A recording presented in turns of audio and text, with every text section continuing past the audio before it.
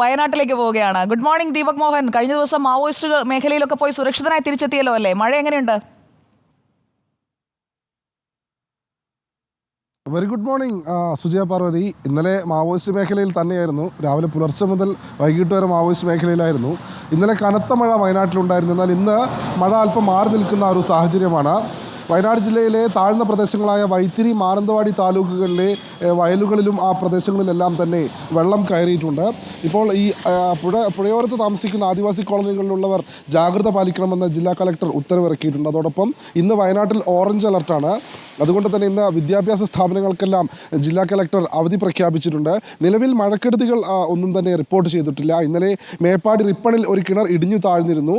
എന്നാൽ വലിയ തോതിലുള്ള മഴക്കെടുതികളൊന്നും തന്നെ റിപ്പോർട്ട് ചെയ്തിട്ടില്ല. ഏതായാലും മലയോര മേഖലകളിലേക്കുള്ള യാത്ര, വിനോദസഞ്ചാര യാത്രികരുടെ യാത്ര ഒഴിവാക്കണമെന്ന് ജില്ലാ കളക്ടർ ഉത്തരവ് നൽകിയിട്ടുണ്ട്. മാത്രമല്ല ചില വിനോദസഞ്ചാരങ്ങളെല്ലാം തന്നെ കനത്ത മഴയെ തുടർന്ന് അടച്ചിട്ടുണ്ട്.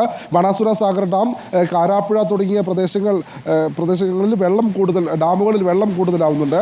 ഏതായാലും മഴ ഇന്ന് അല്പം മാറി നിൽക്കുകയാണ്. ഇന്നലെ കനത്ത മഴയാണ് ഇവിടെ ഉണ്ടായിരുന്നത്.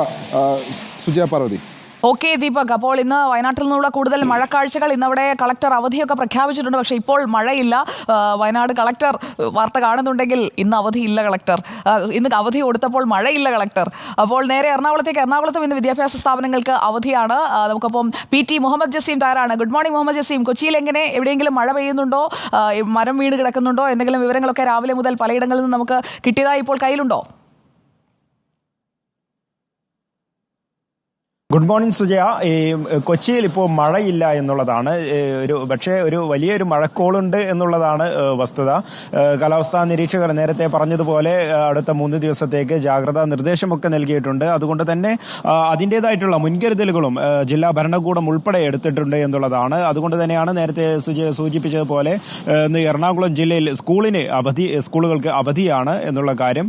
ഈ ജില്ലയെ സംബന്ധിച്ചിടത്തോളം ഈ തീരദേശ മലയോര മേഖലകളിൽ ഈ മഴക്കെടുതി വലിയ ദുരിതമുണ്ടാക്കുന്നുണ്ട് എന്നുള്ളതാണ് പ്രധാനപ്പെട്ട ഒരു കാര്യം.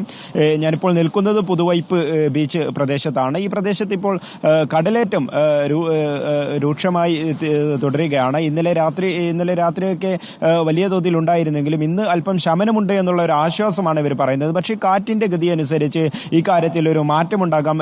കാറ്റ് കൂടുതൽ വീശിയടിക്കുകയാണെങ്കിൽ അതിനനുസരിച്ച് കടലേറ്റം രൂക്ഷമാകും എന്നുള്ളതാണ് പറയുന്നത്. ഈ മത്സ്യബന്ധന തൊഴിലാളികൾക്ക് ഇപ്പോൾ ട്രോളിംഗ് നിരോധനമാണെങ്കിലും ചെറിയ രീതിയിലൊക്കെ മത്സ്യബന്ധനം നടത്തുന്നവർക്ക് അതിനുപോലും സാധിക്കാത്ത ഒരു സാഹചര്യമുണ്ട് എന്നുള്ള കാര്യം കൂടിയുണ്ട്. ഈ രീതിയിലാണ് ഈ തീരദേശ മേഖലയിലെ കാര്യങ്ങളെങ്കിൽ മലയോര മേഖലകളിലേക്ക് കോതമംഗലം ഉൾപ്പെടെയുള്ള പ്രദേശങ്ങളിലേക്ക് പോകുകയാണെങ്കിൽ ആ ഭാഗങ്ങളിൽ മണ്ണിടിച്ചിൽ ഉൾപ്പെടെയുള്ള കാര്യങ്ങളുണ്ട്. മരങ്ങൾ പൊട്ടിവീണും മറ്റുമുള്ള പരിക്കുകളും കാര്യങ്ങളും ഒക്കെ കഴിഞ്ഞ ദിവസങ്ങളിൽ നാശനഷ്ടങ്ങളെ സംബന്ധിച്ചൊക്കെ കഴിഞ്ഞ ദിവസങ്ങളിൽ നമ്മൾ റിപ്പോർട്ട് ചെയ്തതാണ്. ഇന്നും അവിടെ ഈ ഒരു മഴ ഭീഷണി നിലനിൽക്കുന്നതിനാൽ ഇത്തരത്തിലുള്ള ഒരു കാര്യങ്ങളും കൂടിയുണ്ട് മലയോര മേഖലകളെ സംബന്ധിച്ചിടത്തോളം.